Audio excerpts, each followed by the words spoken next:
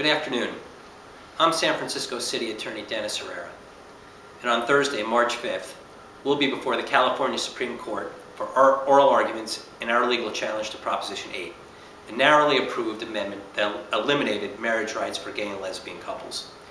In some ways, this case represents the culmination of a legal battle we began 5 years ago when San Francisco filed the first ever government litigation against discriminatory marriage laws. But in other ways, the Proposition 8 case presents very different legal issues and poses threats to our liberties that go far beyond marriage equality alone.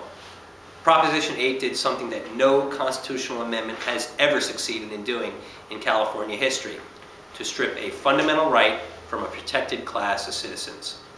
It didn't simply undo a narrowly disfavored court decision. It eviscerated a foundational principle of our state constitution.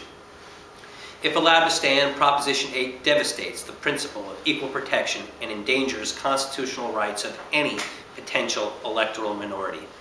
No matter what your views of same-sex marriage, the passage of Proposition 8 has created a dangerous precedent for all Californians. That's why we're working so hard to overturn it. It may also be why we've seen such a remarkable public sector consensus against Proposition 8. Just 5 years after the first government in history filed suit for marriage equality, today our case has been joined by local governments representing more than 17 million Californians. The governor, the attorney general, and both houses of the state legislature all agree that Proposition 8 is invalid and should be struck down. On the eve of oral arguments, in fact, not a single government entity before the state Supreme Court is advocating that Proposition 8 be upheld. I think that consensus reflects an important American principle. Discrimination isn't just harmful to the minority it targets, but to the majority that would abide it.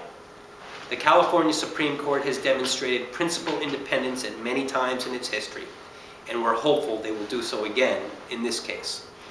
We expect their ruling within 90 days, or by early June. If you want to learn more about our case, or find out where you can go to watch Thursday's oral arguments, please visit my website. I'm Dennis Herrera, San Francisco's City Attorney. Thanks for watching.